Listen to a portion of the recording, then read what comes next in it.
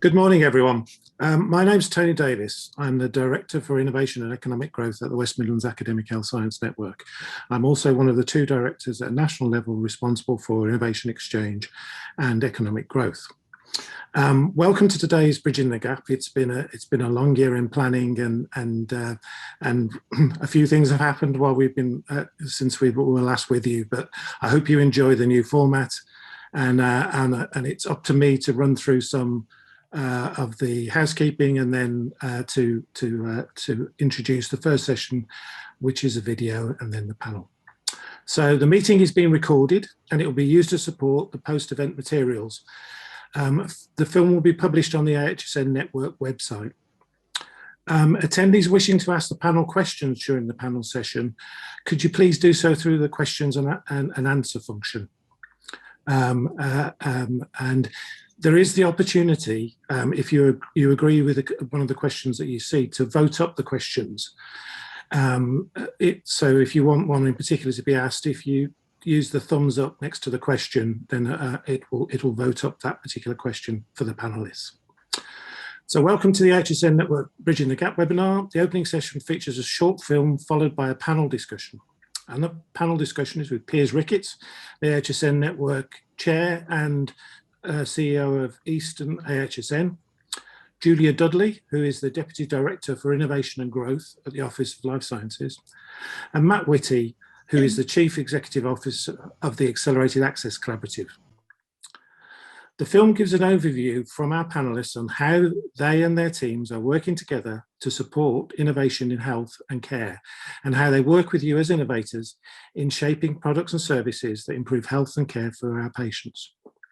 The film will be followed by what we expect to be a vibrant panel discussion that will also take questions from you as the attendees in the way that I've identified. This will be followed by an overview and a taster of what you can expect from each of the 3 workshops. One of the workshops is this afternoon, there's one tomorrow morning and one tomorrow afternoon. And by the way, you can still sign up for these, as we'll explain before the end of this morning's session. At each of the workshops, you'll also hear about how you can sign up for one-to-one discussions with the AHSN network colleagues about specific products, services, or plans. So please use the question and answer function to ask questions.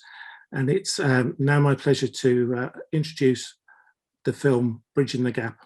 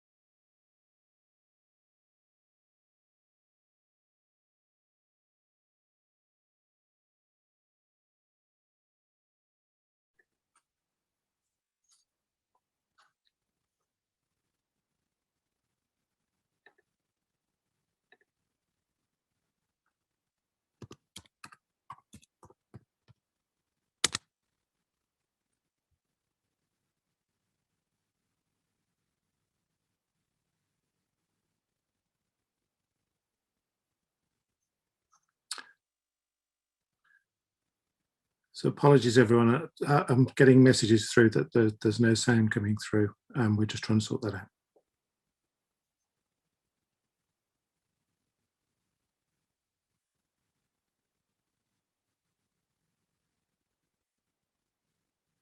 Organizations whose role is to support the adoption and spread of late-stage innovations into our health and care system. We're part of the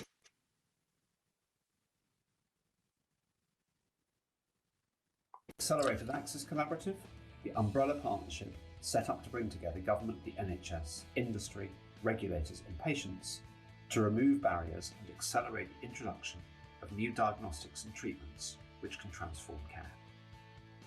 One of the AHSN network's key roles is to support industry to position its solutions to maximise the chances of take-up by the NHS. We don't just signpost you to websites and guidance, but we work with you to develop your pitch. We introduce you to the clinicians we think will be the most relevant and we help you to obtain the real-world evidence that will be necessary for the NHS to purchase your products at scale. I'm looking forward to our Bridging the Gap event, where we will explain more about the support we provide to our health and life sciences industry. I hope to see you there. My name's Julia Dudley, and I'm the Deputy Director for Innovation and Growth in the Office for Life Sciences. My team supports ministers from the Department of Health and Social Care and the Department for Business to deliver the Life Sciences Industrial Strategy. Together, we support growth in this vitally important sector to bolster the health of the whole nation. The 2017 Life Sciences Industrial Strategy set out an ambitious plan to make UK life sciences as innovative and globally competitive as possible. By harnessing our world-leading science base, globally respected regulators, and unique single-payer healthcare system, we've made great strides in recent years to improve patient access to innovative treatments and technologies. Over the past year, the COVID pandemic has further raised the profile of life sciences around the world and demonstrated what can be achieved when government, the health system, academia, and the life sciences industry work together. We now need to learn the lessons from COVID and consider how to build back better, levelling up economic opportunity and addressing long-term health inequalities. It's by placing life sciences and health innovation at the centre of our plan for growth that we will achieve this. As one of the commissioners of the Academic Health Science Networks and the government sponsors of the Accelerated Access Collaborative, my team works with innovators across the health system to understand any systemic barriers for health innovators and to ensure patients are able to benefit from faster access to proven innovative treatments and technologies. I'm looking forward to this Bridging the Gap event and the opportunity to discuss how we can embed a pro-innovation culture right across the health system.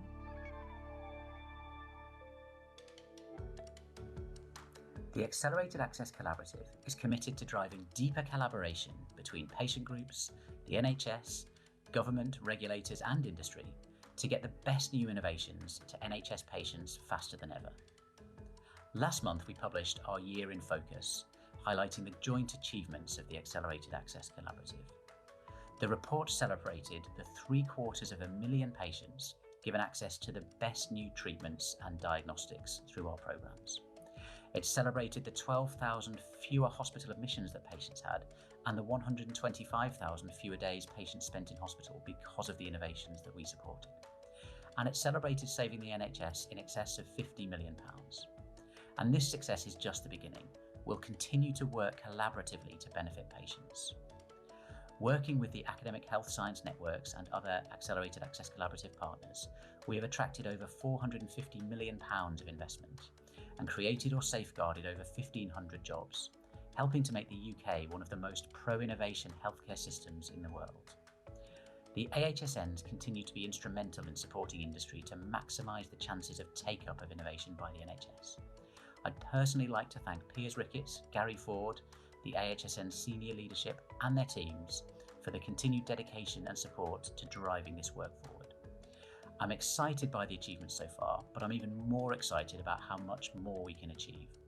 The launch of the MedTech funding mandate, accelerating patient access to clinically proven, NICE approved medical devices, diagnostics and digital products, and funding the testing and evaluation of the most promising artificial intelligence technologies supported through the AI in Health and Care Award, point to the power of collaboration and what we can achieve together. There's still more to be done, and we want to address and remove the barriers that hinder getting the best new innovations to patients, and to do more to support NHS research, and to make it easier for innovators to navigate the health innovation system.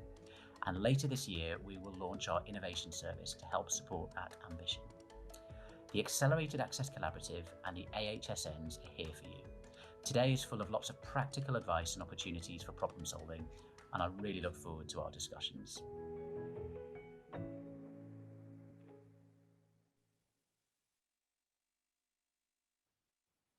Well, thank you very much. So my name is Piers Ricketts. Hopefully you can hear me. Obviously, post in the chat if the sound isn't working, but hopefully that's okay.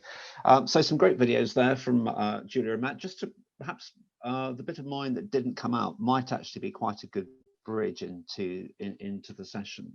What I was going to say is we know that the UK has got one of the most thriving healthcare and life sciences communities in the world. Julia and Matt both referred to that, and this extraordinary rich collaborative environment that we've seen during the pandemic, which has been the most fantastic time for life sciences innovators, not just for the vaccine, but also for clinical trials, which have so deepened our understanding of COVID, all sorts of different things. But often the NHS as our sort of home market is often seen as quite challenging to sell into. We hear frustrations from entrepreneurs and innovators. I think 2/3 of you are actually innovators, on the call today.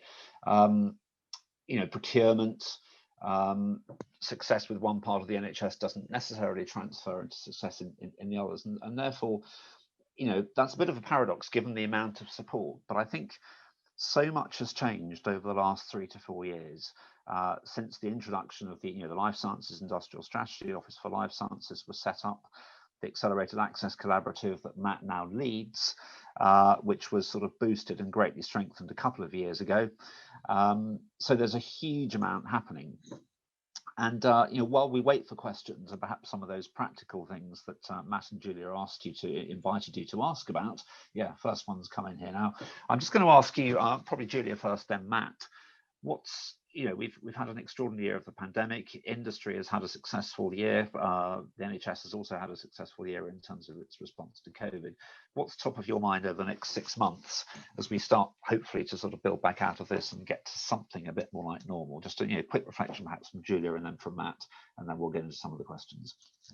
Yeah, thanks, Piers, and morning, everyone. So, I mean, as we referred to in the video, I think COVID's really shown us what can be achieved when we really collaborate and we can get treatments and technologies that may previously have taken years to get into the system into the NHS within a matter of weeks. And the real question for us within government at the moment is how do we really build on this momentum?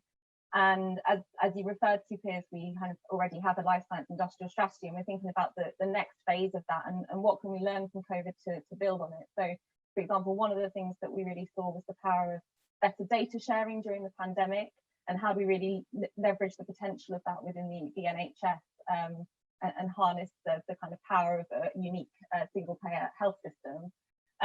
We're also kind of really interested in how we can create the most advanced genomic healthcare system in the world. We're kind of world leading in that space, and can think about what more we can do there. But also, how can we further work with innovators and yourself and Matt as well, to think about, how we really tackle some of the barriers that normally exist around adoption innovation. And I think one of the things that we really saw with COVID was the power of having kind of a clear signal around there was one thing that everyone was focused on, and there was a clear drive at all levels of the system to say these are the types of innovations that we need, and how can we create that in kind of a business as usual way and really create some strong signals from the centre. So I'll kind of pause there, but that's broadly some of the things that we're looking at the moment. Yeah, thank you. Matt? Yeah, I'd really agree with what Julia said. And I think the other bits that we're focusing on from an accelerated access collaborative perspective are, one is, one of the things that we saw during COVID is world-class research being undertaken with our fantastic research infrastructure that we've got, and the outcomes from Recovery and React have changed clinical practice all over the world and saved probably millions of lives everywhere. At the same time, we've seen non-COVID research take a bit of a hit, particularly during the first wave. So there's lots of work that we're working on to build a more resilient research infrastructure. So we're working really closely with the AAC partners on that. The other is that we're looking to leverage our commercial opportunities more. So we've seen the commercial medicines framework published, and we're looking for sort of more innovative approaches to commercializing and getting the faster access to the best new treatments and diagnostics coming through as well. So they're two areas in particular that we're focusing on. Brilliant. And trials might be something that we come back to. So we've got our first couple of questions. I'm going to take the first one first, particularly as it's been upvoted by 3 people. Scott Harrison, is there any help for SMEs with ideas to secure funding to develop proof of concept? So this is very, very early stage. Earlier, I think, typically than the AHSNs and much of the infrastructure that Julia and Matt referred to. Matt, I'll ask you to comment on this, but the obvious place there, I think, is the SBRI programme. which give grants. Certainly when I was involved, I think it was up to 50 grand or so for the first stage, proof of concept for an idea that you want to, proof of concept you want to build a prototype for. That's probably the most obvious one. There are schemes, run through universities, but is that right, Matt? Probably very early stage. Yeah, so SBRI Healthcare is still running, so those grants are available for exactly that sort of area. The other area where there is funding available is through the AI in Health and Care Awards. So if there's an artificial intelligence product, some of those they're segmented into 4 different phases, and the earliest phase would be around that sort of clinical validation or sort of prototyping phases for the which we call phase 1 or phase 2. So yeah, there is funding available for early stage products that meet those criteria. Yeah, brilliant. Right, they're coming thick and fast now. So do keep up voting. So hopefully the ones with the most votes will appear at the top of my screen here. So let's go to, just bear with me a minute. Yeah, the next one here. Are there examples of the rapid deployment of tech due to COVID, of sort of SMEs that were new to NHS? They've been picked up, they've been deployed, and therefore, you've already seen companies with a sustainable revenue stream. I'm sure there are. I'm just trying to think. There will certainly be in diagnostic testing, I would have thought. Matt, any obvious examples? We might need to think about this and come back to you. I'm sure there are. I think there probably will be for COVID, some of the COVID tests, and so I think there was sort of quite an agile system in place for those. That was slightly outside of our area of work.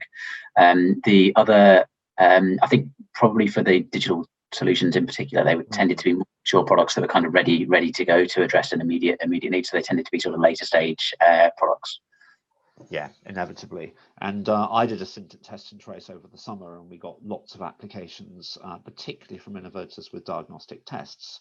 And we couldn't necessarily respond to all of them, and there was stuff in the press about that, but a lot of them were very early stage. And obviously, if you need to start doing diagnostic testing, you've got to have the MHRA approval and so on. So some of the crisis mitigated against that. There is one I can remember, actually. There was a personal respirator for NHS staff that was developed by an SME down in Southampton through Wessex AHSN, and I know they got that into a number of hospitals, and the idea was it was, rather than being disposable, it was a unit with your own battery that gave you a sort of continuous supply of oxygen for a few hours, really, using interesting technology, lightweight materials and so on. So that certainly got through. I'm sure there are others. Right, current top of the charts. Lewis Owens, how would a late stage clinically proven product currently in the full commercialization funding cycle be introduced, and what are the key criteria for adoption? So this is quite a sort of slightly more techie question. Possibly again, Matt and I will stay on this one. So obviously, it depends whether it's a medicine or a piece of medtech, whether it's categorized as a medical device, whether it's purely a digital device like an algorithm and so on. And there are different regulatory drivers for each. So clearly, medicines, there's the MHRA approval, there's the NICE analysis as to whether something is clinically and cost effective. You then need real world evidence. So okay, you have medicines that are approved, but they might not have been taken up yet. So you need the clinical champions to to start using these things.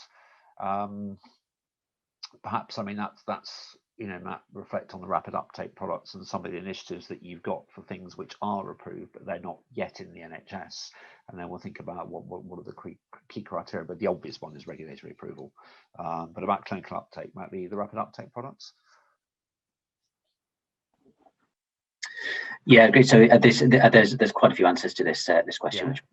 Yeah. So I think in part it sort of depends who the payer is. So who is the economic buyer for these? So sometimes it might be if it's something that's commissioned centrally at NHS England through specialised commissioning, then obviously there's sort of various processes around that for cancer treatments, for example.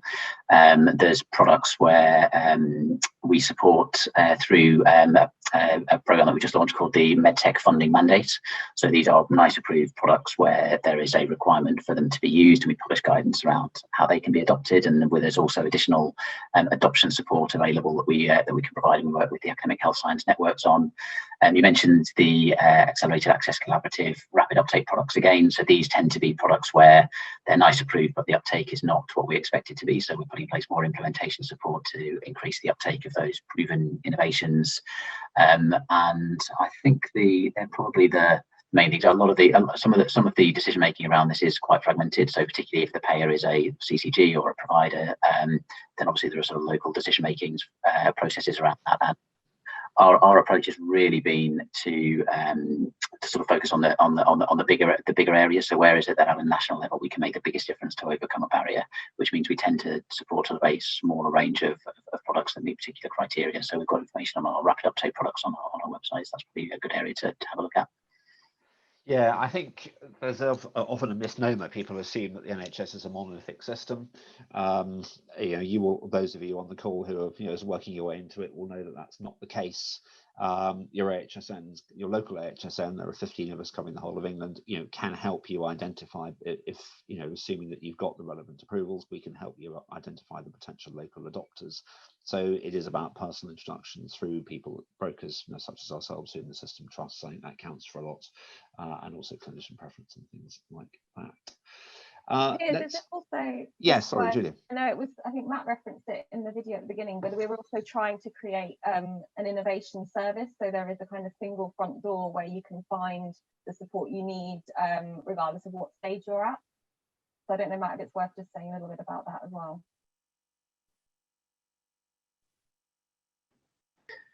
Yes, so we're launching something called the Innovation Service. So this is going to be, I'm slightly loath to call it a single front door because there aren't very many weeks that go by where a single front door doesn't appear, but a portal that the AAC and the partners are all signed up to, whereby particularly small and medium-sized enterprises can help navigate what can be quite a tricky research and innovation landscape.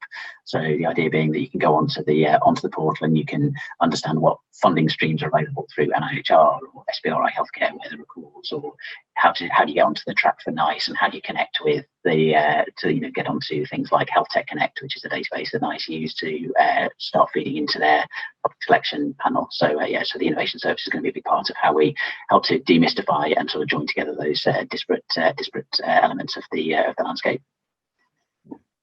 It's like one of those party games, isn't it, where you have to try the doors and see whether there's anything behind them. But this will be ready in a few months, won't it? Which hopefully will help to simplify the landscape. Next question here I'm going to go to from Sarah Phillips. So you're talking about going for the export market rather than the NHS. This is something we hear quite a lot, as it allows me to meet decision makers, and the DIT support is outstanding. So thank you very much, DIT, for any representatives there. Meet the buyer events. Do you do those events at all? Yes, the three of us can talk about the events that we do. And you're also talking about success with the private sector. Interesting, cost saving, quality focus, which I don't find in the NHS. I think most people in the NHS would disagree with that as a premise, but it's interesting that that's the sort of experience and the message that's come over. NHS still arriving with sudden service need or post-clinical incident, so all a bit sort of last minute. In terms of DIT, so directly sponsored government events, Julia or Matt, what comes to mind there? So within OLS, we work very closely with DIT on these events. We very much collaborate on the content for those.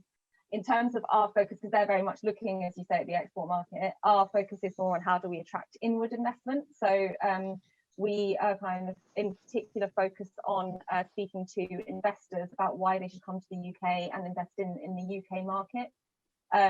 But happy to kind of follow up with further info if that would be helpful. Yeah. Matt, anything comes to mind?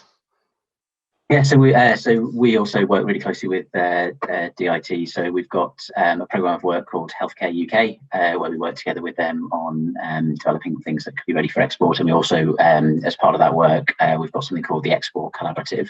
So we're both sort of looking for sort of potential solutions that could be exported to other countries, for example, and looking for export opportunities for NHS organisations as well. So we work really closely on with DIT on both of those areas. I mean, it is a complaint or an issue that we hear from innovators, which, you know, you do the early stage research in the UK, you then frequently go to the US or perhaps even continental Europe because it's easier to sell. The US is interesting because, of course, the market is stratified into lots of different payers, you know, all the different HMOs, etc. The NHS, I mean, just your comments there in terms of cost saving, quality focused, that's what NICE is meant to do. The process often takes quite a long time. There's a catalogue of things you can buy as an NHS trust, and if it's not in the catalogue, then sometimes it's more difficult to do that. But some of the decisions that these bodies are taking are on behalf of the whole country and the service. So I think necessarily the process is, you know, it needs to become more nimble. But that's why our market is different from certainly from the US in particular. But unfortunately, that is something, you know, about innovators going to other countries to do the next stage. That is something that we, you know, that we do here. The question that's been most upvoted: how do you get to be involved in the AAC? I mean, the AAC is, you know, Matt is CEO. It's a grouping of lots of different organisations. All of, you know, there's a mixture of sponsorship, of support, of signposting, and I think, you know, there's an AAC website, so there's us as the AHSNs, and I think, you know, navigating through those different portals and guidance on the web is probably the best way. Is that right, Matt? Yes, that's right. So I think so getting involved through the innovation exchange is probably the best way to get involved and for us to get cited on what solutions are out there. Yeah, and if you've got there's a more detailed angle to your question, then do post that in the chat, and we'll see if we can look at that. So the next one coming through, Victoria Norman: how can we support SMEs to commercialize their products, especially after proof of concept has been a success? And the pilot has R&D to support the case. So yes, this is the start of the famous triple chasm that every entrepreneur has to go through. It's particularly pronounced in health and life sciences, I think. So typically it's proof of concept to prototype, prototype to scale up, and then scale up to business as usual. SBRI phase 2 again, Matt, and the AI award, a number of other specific things, Innovate UK grants, things like that. Yes, agreed. All of those things. Yes.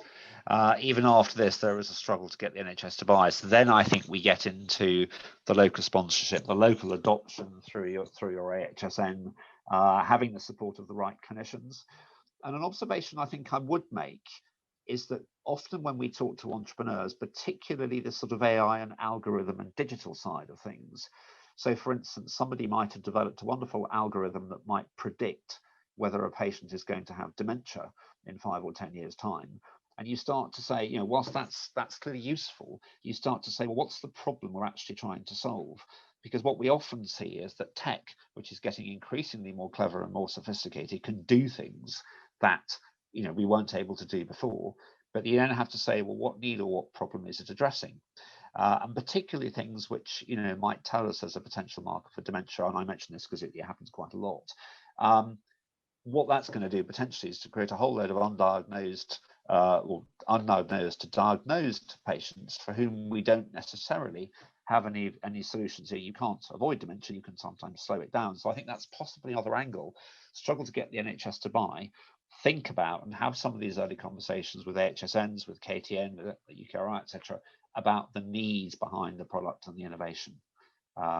Because I think that will focus it and sort of try and bring the buyer's thoughts earlier into the development stage than perhaps sometimes occurs. Right, next one. I'm just doing these in order at the moment. What do you class as late stage innovation? As a former social enterprise, what is the collaborative application process? Well, I think late stage innovation typically is something which either has or is just about to have regulatory approval. So CE marking, MHRA approval, NICE approval, things like that. So it's been through some of these early stages and it's ready for adoption.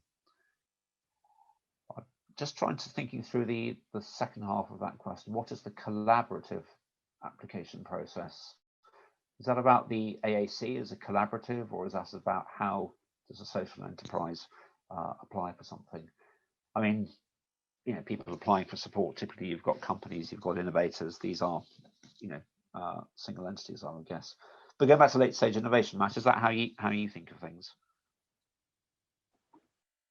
Yes, yeah, that's how I think of it as well. And I think that one of the things that we do at the AAC is that we're not looking to support every single late stage product. It's where is it that we can actually have an impact? Where is it there is a product that should have broader uptake, or the uptake is not what NICE predicted it should be, and those kind of things. So a lot of the work is focused on kind of fixing things where they're not got the level of uptake, and patients aren't benefited in the way that we expect.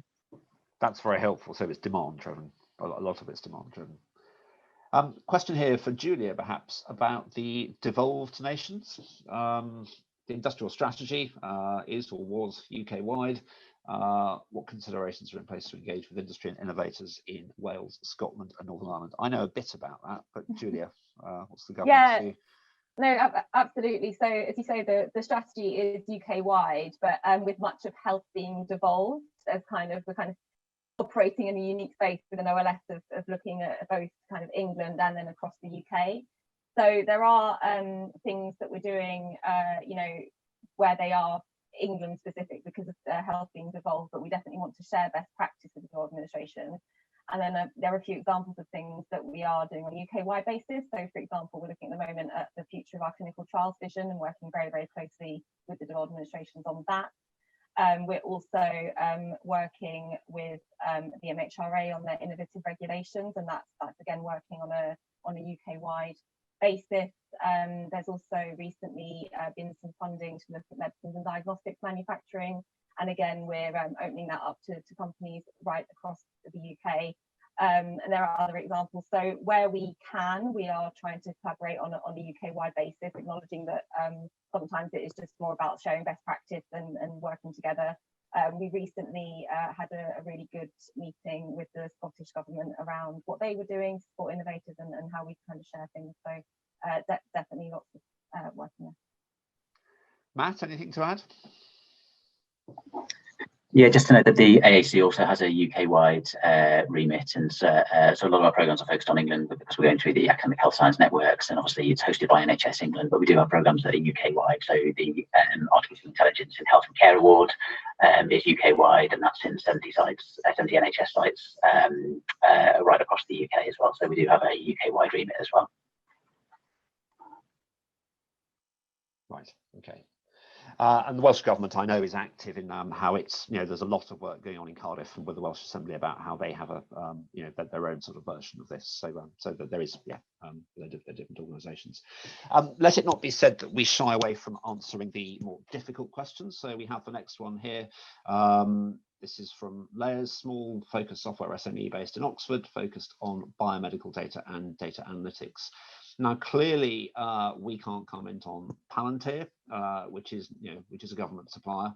I conclude a number of the processes you discussed are broken.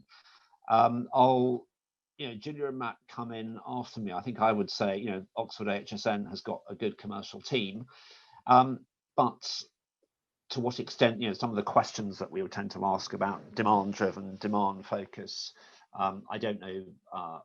What type of biomedical data and data analytics that your product does, but what is the demand? What is the connection to some of the health priorities, population health, as an aid to commissioning, picking up different types of people who might be eligible for trials using AI. I don't know what it is. All those things are good things that we need. And I would urge you, at Oxford AHSN, obviously, if you're based in Oxford. Matt, any other thoughts on that? Yes, it's difficult to know without sort of knowing the specific details, and it's perhaps not the right form for that. But I would say that in general, the academic health science networks have supported a huge number of innovators.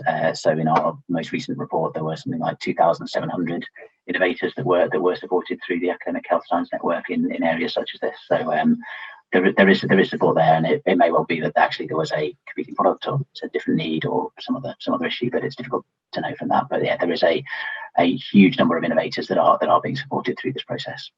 Yeah. Okay. Next one, David Calder, a product a minimum viable product ready for beta test? Who can help them find trial sites, and what's the best sort of funding for that? So yes, assuming there is a compelling value proposition, again, the AHSNs, perhaps working with the clinical research networks, the CRNs, I would have thought, Matt, is that right? Digital solution with a clinical advocate ready for beta testing. Yeah, completely agree. So speak to local AHSNs to sort of help find sites. If it's also worth looking at what the National Institute for Health Research are doing, see if there's any alignment with some of the existing research, and if there's an AI component to it, looking at the AI in Health and Care Award when that next opens as well. Yeah. Okay. Next one, from Scott again. The system seems to favour university groups. Is there a willingness to help SMEs? Well, yes, absolutely. I mean, lots of research does come from universities, but clearly there are lots of seasoned entrepreneurs who are on their first, fifth, or 10th business proposition. So we don't, we don't distinguish. I would have said.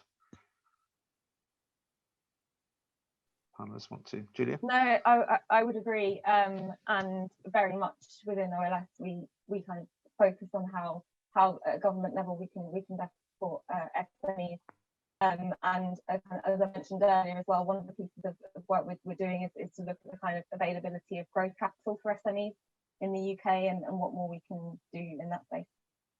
Right. Can I just ask audience members, we've got lots of questions with sort of 2 votes or 1 vote to help us sort of pick the ones that you really want to hear answering. If you can get voting so that they go to the top, that would be very helpful to us. So I will take the next one at the top.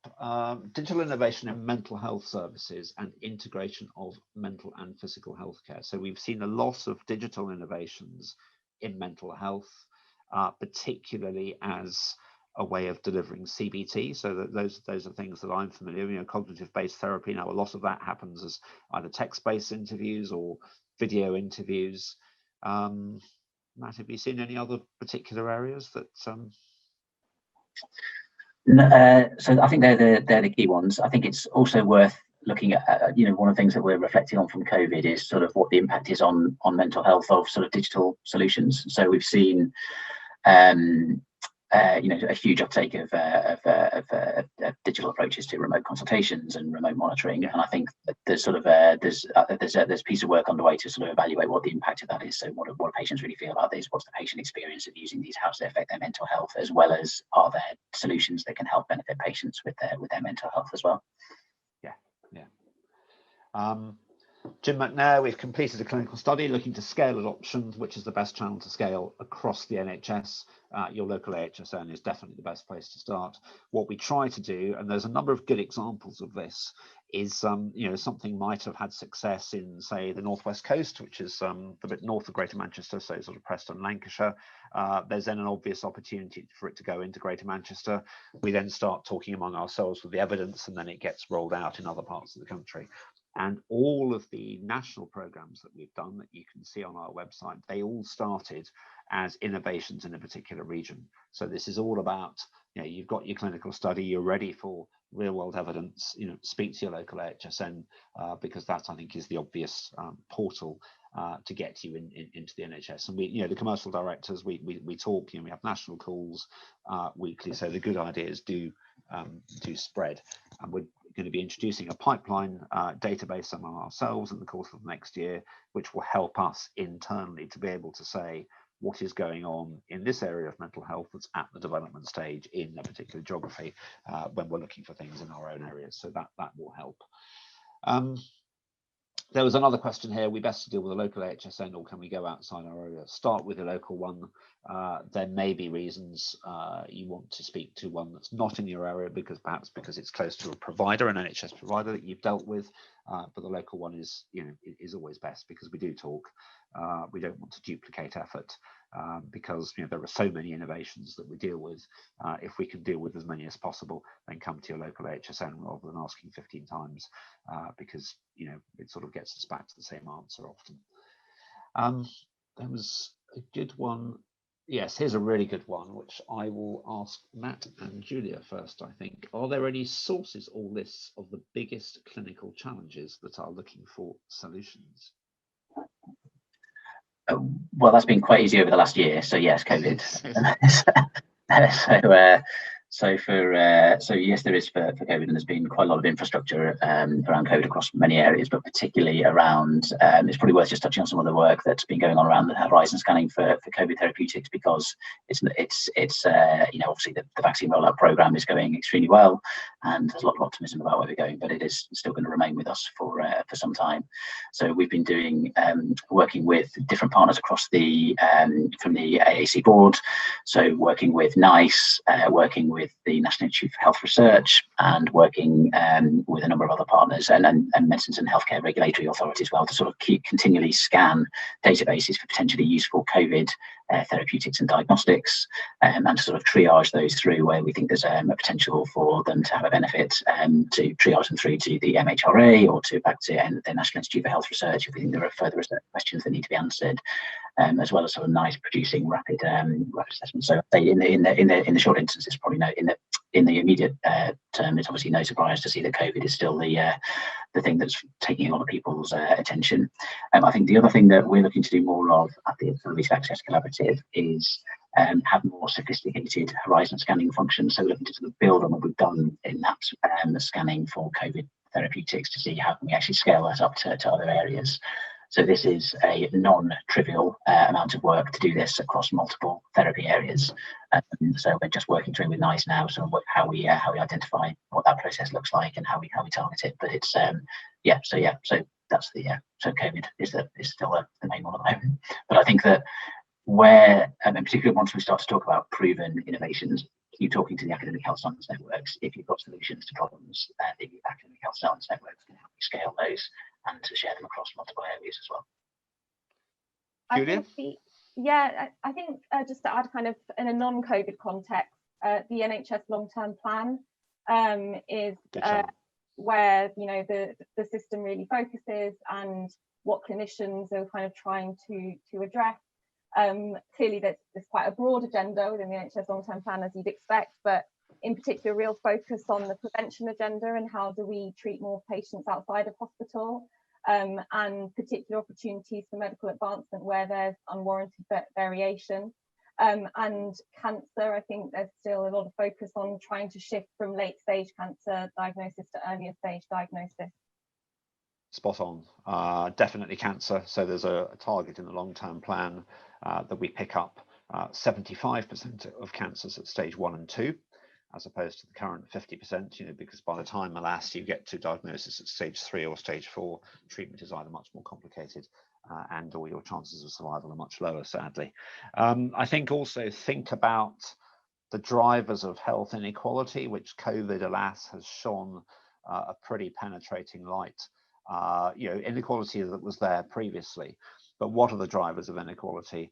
CVD, so cardiovascular health and disease, diabetes, long-term respiratory conditions, and mental health. Mental health sometimes is a symptom rather than a cause, but it can also be a cause. So these really fundamental areas of need, there's lots in that. It doesn't have to be a blockbuster drug. There's all sorts of different enablers that we can, particularly for long-term conditions such as COPD with self-monitoring.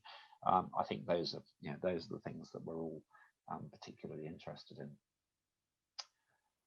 Question here, do you have any advice on approaching MHRA? I think all the regulators are more approachable than you might think, and mostly on their websites they have contact information.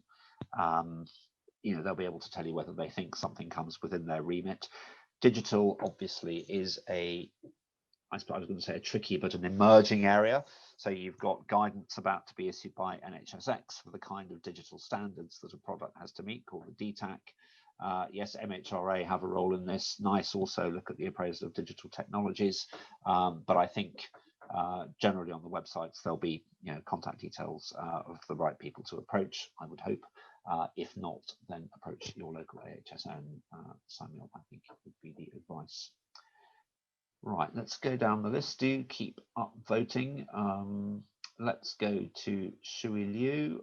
Sorry, we've done that one. That's mental health. Right, let me look at the question from Sarah Phillips, just bear with me. Funding approval. I'm just going to absorb that one, but there was one about the, yes, let me, while we answer the next one, I'll come back to Sarah in a minute. So the question from Chris about the emphasis on year one savings. This is a perennial issue. So obviously you pay for a device or whatever it is in year one. The payback then comes in years 2, 3 or 4, but there is often a relentless short-term focus, not just in the NHS, but to be fair in government accounting, on in-year funding, and that's driven by the distinction between capital and revenue. Capital's, you know, payable over several years. Revenue obviously is in year. There are measures by which, Matt, we are sort of moving away from this. Is there anything you know? Totally understand the issue that Chris raises. Is there anything you can say in response to that? Yeah, I mean, you covered it really well, Piers, in terms of the financial constraints. I think that it's something that we recognise actually, that there are broader values of you know, there's the broader value that the technologies can bring other than just sort of in year cost savings. So one of the areas that we've modified in response to our public consultation on the medtech funding mandate policy was to only include a criteria as a requirement for in-year cost savings in the first year. So from April onwards, and then from April 2022, we're changing that to a 3-year time horizon, which is a much more useful planning horizon that can hopefully start to address some of the areas that Chris mentions there. The other area that we're focusing on is that we're working really closely with NICE in the way that they look at resource impact templates, so that actually, so one of the situations that can happen at the moment is that the health economic analysis that NICE undertake, it doesn't always translate into a business case that somebody can take to a trust finance director to convince them to use a technology. So we're looking to get more real examples of where the sites that have adopted these technologies early can sort of share their business cases, can share the case studies about how these technologies were adopted as well, to help drive that uptake further as well. Yeah, and the other advice I think I would give is how you structure the revenue model for your product. So I don't know what the product is, but if it's a device, you can sell that as a service, you can sell software as a service. Talk to your AHSN, talk to some NHS finance people about the easiest, or rather the least difficult ways to market something, because there are some quite clever financing strategies, you know, totally above board, where you can sell a device as a revenue or as a service. You can, you know, the device comes for free, the consumables the customer pays for, and actually how you structure the financial deal, I think, can be quite important, and often can get you around the sort of issue that you're talking about. So I think the question from Sarah was similar, you know, large initial spend, small budgets over a year. I think those are the, you know, in the absence of further information, I think those are the sorts of revenue models or financial models that you perhaps would need to explore. Top of the charts at the moment, Nick Wrench. So you've got proven evidence not in the UK, in production in late stage. How do we adopt foreign innovation? I wonder whether, Julia, you've got a comment on, you know, that there's a life sciences industrial strategy is often about UK, well, it's primarily about supporting UK innovations, but of course there's loads of overseas tech that will benefit us too. Is there a particular way in which you think of this? I'll come to the AHSN in a minute, but do you have an angle on this? Yeah, I mean, I might also just bring Matt in terms of how the NHS adopts it, because obviously, you know, we're ultimately looking at how to attract the best innovations into the UK, and we definitely wouldn't want to kind of miss out on opportunities because they weren't necessarily UK developed, although I would say like a large part of our focus is around the UK ecosystem. But I don't know, Matt, if there's anything specifically about how the NHS adopts these innovations. Yeah, so I think the NHS probably doesn't think much about sort of the country of origin for the technologies, and it's much more sort of focused around the needs. And from our perspective at the AHC, it's really we want the best technologies to be adopted regardless of where they came from. You know, with that said, we do recognise there is a broader benefit to the UK for where so some things that we're looking at when we're looking at the adoption models or looking at commercial models is, you know, what are the additional benefits that the technology can bring to the UK, even if it's a US based company or something like that. So is there research that can be undertaken in the UK? Is there investment that can be made in the UK on the back of the adoption of this technology? So we sort of look at it in a broader sense, but there's sort of no UK only focus to the technologies that we support at all. and 2 real-world examples, because examples are often sort of more practical than what we might say in more abstract terms. So there's an Israeli company with a very innovative diagnostic test that you can do for lots of things through your mobile phone. Initially, some early adoption work sort of 3 years ago, but with good real-world evidence. CE marking came probably 6 months in, and they're now certainly working with 5 or 6 different AHSNs. They won an NIA fellowship. They've now got funding through the AI award, the stage 4. So you've seen a process over 3 years where they have almost gone not quite mainstream, but had significant adoption. Foreign ownership obviously wasn't a barrier to technology. I've personally been working with a US multinational household name tech company that has clinical decision support for cancer patients. So, when you're looking for the optimum treatment path, it can interrogate a case library based on US cancer cases. Clearly, for that to be adopted in the UK or in England, that needs the AI needs to be trained on UK case histories. So the company would need to make that investment, which it accepts, in order to to reposition that, because clearly treatment pathways in the US, whilst based on the same medical fundamentals, can be very different on an insurance model from what we might do here. So that's something which will need to be translated. So it's kind of horses for courses, but it's good to hear Matt and Julia both saying that nationality isn't a barrier to adoption if there's a proven use case. Question here, I'm conscious of time, we've probably got time for this and maybe one more. What are considered the approved health economics models for medtech diagnostics value to the NHS? Ask a health economist is probably the simplest answer to that. So your AHSN will be able to put you in touch with, this is a specialist area. NICE looks at QALYs, which is the the assumed benefit of a year of extra life, quality of life terms. There's all sorts of societal benefits depending on the kind of model that you use. People like York Economics, there's a number of specialist universities and consultancies in this area. Is that fair, Matt? It is, yeah. And on the NICE side, when they produce diagnostics guidance, they outline what their methods and processes are for doing that as well. So it's worth sort of looking at what they take into account and previous examples of where you can sort of see what the committees discuss when they're making their decisions as well. Yeah. And probably the last one, any overlap, Matt, between the AAC and NICE? Well, NICE have a seat on the board, don't they? So NICE are an AAC board member as well. So we work really closely with NICE. So we work with them well as part of the AAC board when we're making decisions, but we also work with them when we're going through product selection for our various programs, when we're looking at sort of the implementation resources and support that can be available. So we work hand in glove with NICE. Yeah. I'm going to pick up. We've got 3 minutes probably. Is it true, David Calder, to say that innovators need to start with the clinical teams and work throughout and patients as opposed to pushing a tech? Really good question. Pushing it is not always a dead end, but I think if in doubt, try to get clinicians involved as early as possible. So they could be, if you're based in a university, you can access clinicians through there. There's a number of different ways you can do that, but I think clearly tech as an end in itself is often adopted, but the more clinical input you can have at an early stage, the better, because it's addressing a problem that the service is trying to solve. And I think similar to that, there was a question about what are the barriers to clinical entrepreneurship. So the person we need on this panel is Professor Tony Young, who runs the National Clinical Entrepreneurs Programme. He's a urologist based at Southend, so he's often known as the plumber from Essex. But he runs a very high profile clinical entrepreneur program. The barriers, obviously, if you are a senior registrar, for example, with something that you've got that you want to develop, the barriers are time, the curriculum that you have on the way to being a consultant, which is pretty set in stone often, so that's a significant barrier.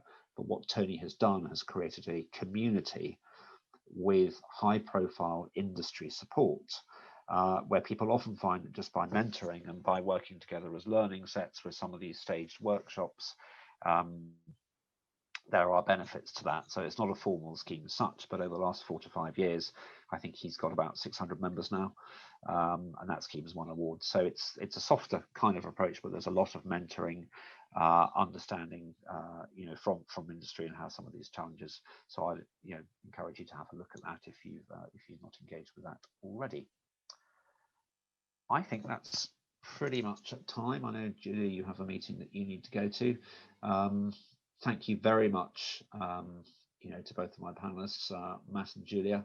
And I think, questions that haven't been answered, email us, email your AHSN. The AAC has a website which is very informative, and we'll do our best to answer. So I think that's probably a wrap from us. I can see Tony Davis coming on screen. So over to you, Tony. Thanks a lot. Thank you, Piers, and thank you to all of the panelists. I promised you a vibrant session, and I think you'd agree that was. So it's my role now to take you through the next stage of this particular event, which are the workshops. So today's workshop, which is at 2:30 till 4, is the Market Insights and Innovator Support Workshop. That's led by Rob Berry from Kent, Surrey and Sussex Academic Health Science Network. Tomorrow, Friday the 12th, we have the morning workshop, which is from 10 till 11:30, and that's on success factors for implementation of digital and artificial intelligence technologies. And that's been facilitated by Dr. Lou Jopling of Eastern AHSN. And then tomorrow afternoon, Friday the 12th of March at 1 till 2:30, there is the implementation of novel diagnostic tests overcoming barriers to clinical adoption, and that's led by Guy Checkett from Oxford AHSN. So just by way of a reminder, the workshop's sign-up details are all in the joining instruction email that you received for this particular session. So without further ado, I'll introduce the first video, which gives you a bit of detail into today's session.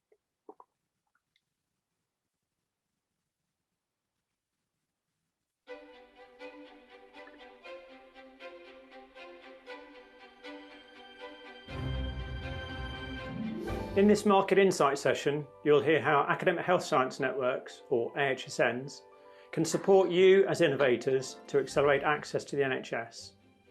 We'll also give you a preview of the new innovation service being developed by the Accelerated Access Collaborative that will be launched later this summer. AHSNs provide important support and expertise that can help you understand how the NHS works and how you can engage effectively with this complex system. Understanding who and what influences purchasing decisions is vital in creating your value proposition. Only when you have the right value proposition will you know what evidence and insights you will need to generate.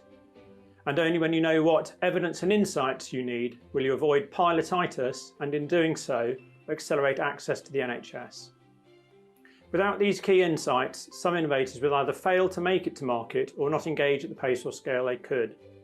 In this session, we'll share key insights into working with the NHS and then guide you through 2 crucial areas: how to describe your value proposition and the benefits you're claiming so that they resonate with your NHS customers, and what you will need to do to create the confidence in those users and buyers. Russ Watkins from North East North Cumbria AHSN will also share more about the innovation service being developed by the Accelerated Access Collaborative. This is being developed in collaboration with hundreds of stakeholders and system partners, including NICE, the National Institute of Health Research, AHSNs and supply chain. We hope you can join us to find out how AHSNs can help you to bridge the gap between industry and the NHS.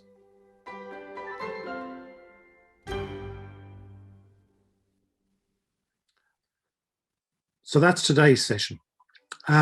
Next is the trailer for the tomorrow morning session, which is on success factors for implementation of digital and AI technologies.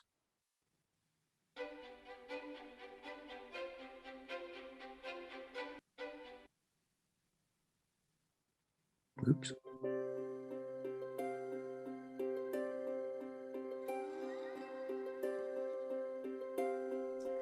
The NHS long-term plan outlines the importance of adopting new technology and the role of artificial intelligence, or AI, to drive digital transformation and to enable the future NHS. The accelerated adoption of digital technology across the health and care sector over the past 12 months has been particularly astonishing. Such a pace of technological innovation brings with it an even greater need to understand what is required to develop novel digital and AI products that stratify risk, support clinical decision making, and reduce the variation in provision of care. For innovators developing digital and AI products, understanding the regulatory landscape and knowing how and where to truly access inclusive clinical data sets for the training and verification of machine learning algorithms is absolutely vital. Even with a great product, successful deployment can only be achieved with effective stakeholder and change management, staff training, and public engagement. With that in mind, Eastern Academic Health Science Network are keen to provide innovators an opportunity to hear from and talk to leaders from across the health and care sector, as well as colleagues from both large and small industry about their experiences and how they're overcoming barriers and challenges in getting their digital and AI innovations to patients. At this workshop, you'll receive practical advice to support you in developing, implementing and scaling digital technologies that incorporate machine learning and AI to deliver positive health impact. And we really look forward to hearing from you and sharing our collective experiences at this workshop.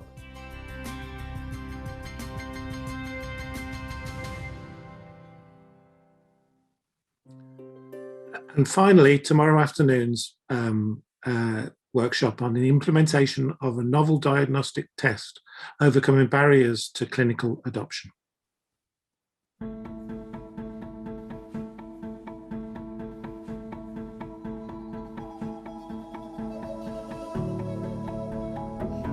Adoption of new technologies in the NHS can be slow, but when achieved can deliver positive transformational change. This session will explore the typical challenges faced in achieving adoption of a new technology in a healthcare setting and strategies to overcome them.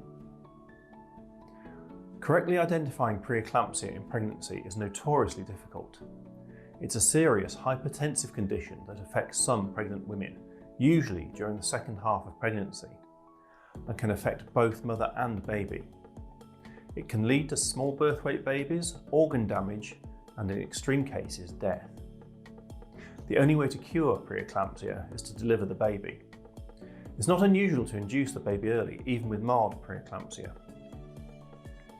In 2017, Oxford AHSN partnered with Oxford University Hospitals and Roche Diagnostics to prove that a new test, developed to help in the diagnosis of preeclampsia, delivers the expected benefits in real-world use. Offering the test to women suspected of having preeclampsia meant that clinical teams were better able to identify those women who did not have the disease. These women could safely be sent home, meaning hundreds of women were not admitted unnecessarily to hospital for monitoring for several days at a time. Some of the biggest challenges in delivering this patient safety project included identifying the correct stakeholders for multiple functions across the trust who were able to make the decision to adopt the test and improving the benefits of adoption. This workshop will look at how these and other challenges were overcome.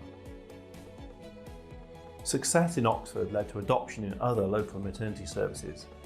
Then in 2019, the Accelerated Access Collaborative provided support for the AHSN network to drive spread and adoption of the test across England. Over 90 maternity services have now adopted this test, and from April 2021, PLGF-based testing will be one of 4 technologies included in the new NHS MedTech funding mandate. We look forward to sharing insights and lessons learned in helping bring this technology to patients.